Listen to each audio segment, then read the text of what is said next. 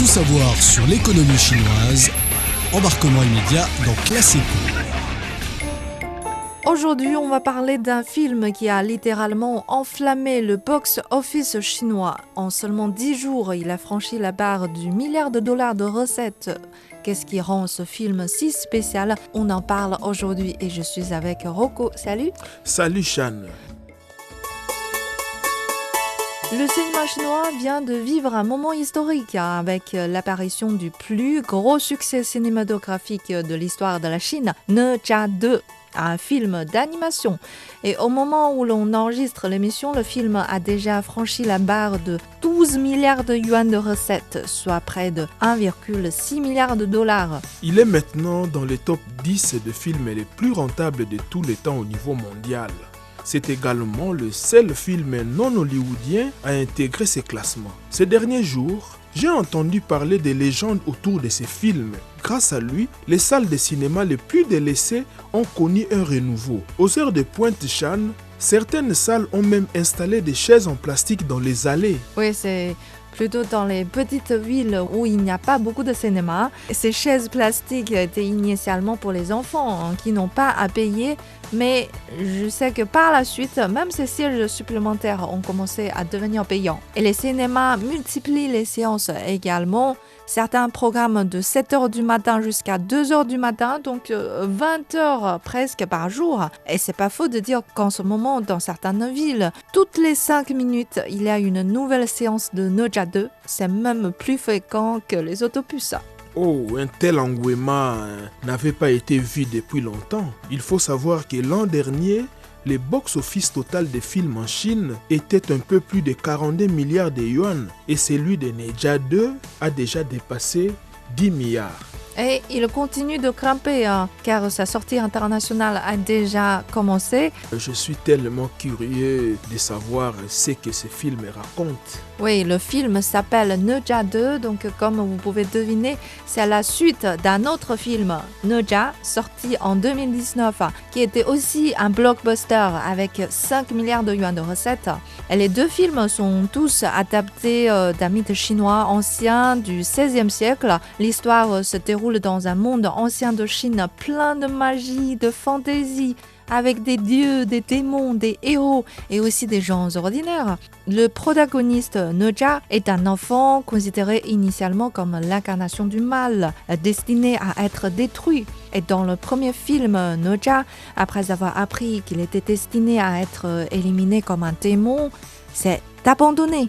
Mais ses parents, ses amis continuaient à l'aimer et surtout son père a décidé de sacrifier sa propre vie pour sauver celle de son fils. Donc à la fin, Ne Zha a changé d'avis et décidé de lutter contre le destin pour sauver ses parents et les gens ordinaires en danger. Ah, c'est un véritable héros. C'est vraiment une histoire sur la croissance personnelle.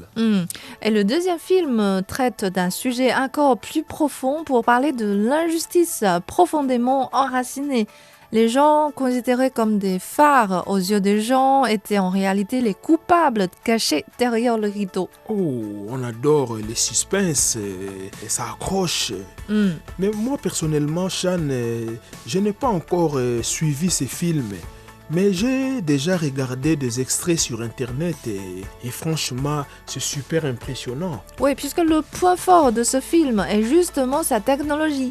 Si vous regardez le film au cinéma, vous allez découvrir une très longue liste des partenaires. Plus de 130 studios d'animation chinois ont participé pendant 5 ans à ce projet et 80% d'entre eux sont des PME ou des micro-entreprises. Puisque le film contient 2000 plans d'effets spéciaux, c'est un travail colossal qu'il a fallu que presque tout le monde dans le métier participe. Et surtout, le film est super exigeant sur les détails. Vous allez voir, les vêtements de personnages, une fois agrandis, montrent des coutures bien alignées. Et les armures et les armes sont fidèlement reproduites historiquement. Et chaque personnage, même dans les plans à distance derrière les personnages principaux, leurs expressions, leurs moments sont super vivants. J'ai suivi le Ne Zha 1 si je peux dire. Mais j'ai constaté tout ce que vous venez de décrire là, mais vous me dites que dans Neja 2, c'est encore beaucoup plus perfectionné. Oui, c'est encore mieux. J'ai hâte de regarder ces films. Voilà, pas étonnant que j'ai entendu dire que pas mal de gens sont allés le voir 2 fois, 3 fois même. Parce que si vous ne regardez qu'une seule fois, vous pouvez rater plein de détails. Tout à fait. C'est vrai. Oui, puisque j'ai déjà vu le film une fois, mais franchement, il y a tellement de détails à capter et des scènes super spectaculaires que je veux bien retourner au cinéma pour le revoir. Par exemple, la scène où les démons et les dieux s'affrontent dans une bataille.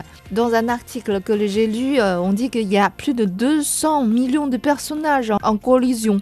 Donc, vous savez, plus il y a de personnages à l'écran, plus les calculs nécessaires augmentent de façon exponentielle. Donc, c'est pourquoi ça, le film a mobilisé tout le monde du cinéma autour. Oui, puisqu'il faut faire voler et combattre librement tous ces 200 millions de personnes dans l'espace tridimensionnel et sans qu'ils ne se heurtent ni se superposent, tout en gardant leur physique naturelle. C'est un défi énorme. Tout à fait. Et donc, habituellement, pour simplifier, les animations réduisent les personnages mineurs. Mais dans Neja 2, aucun individu n'a été négligé. Comme je l'ai dit, les personnages à distance, les personnages mineurs, ils sont tous méticuleusement traités. Et les dragons, les démons marins, les humains sont tous entrelacés pour créer un effet de vague déferlante. Donc, ce seul plan a pris 3 ans à réaliser. Donc, en termes d'impact visuel, il n'y a rien à envier aux grands films d'animation de Pixar ou Disney. Le réalisateur a confié avoir approché des équipes hollywoodiennes spécialisées en effets spéciaux de pointe. Mais dès qu'elles ont su que c'était un projet chinois, ils n'ont dépêché que des techniciens de second ordre. Et le résultat a été décevant. C'est vrai. Ils ont finalement conclu de faire eux-mêmes. Oui, puisqu'ils ont déjà cette technique. Nos animations nationales ont fait d'énormes progrès, il faut dire.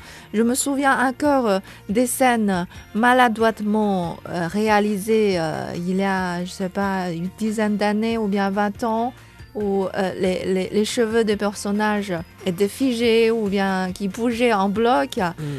Donc c'était assez ridicule comme scène, mais maintenant chaque mèche de cheveux peut bouger naturellement sous le vent, sous l'eau ou pendant les combats.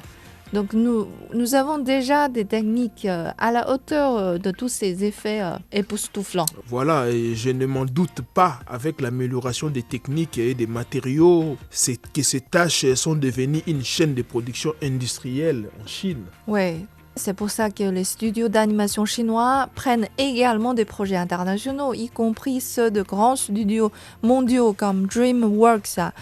Donc, nous avons la technologie, la sensibilité esthétique et aussi nous avons la beauté de l'esthétique orientale. Les cinéastes chinois savent bien mettre tous ces atouts de la beauté orientale, savent le mettre en exergue dans ce genre de cinéma. Je pense que si Neja 2 a eu un tel succès, c'est parce que Neja 1 avait laissé les gens sur leur soif.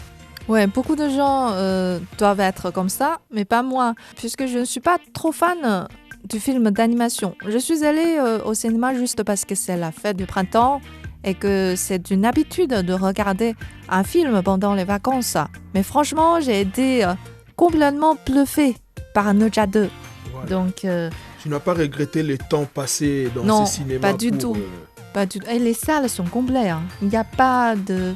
Sauf les places du premier rang qui sont vides. Ils sont vides. Oui, voilà. Donc, même vous ne pouvez pas comprendre toute l'histoire sans connaître le chinois, mais j'avoue que les images vont vous faire plaisir.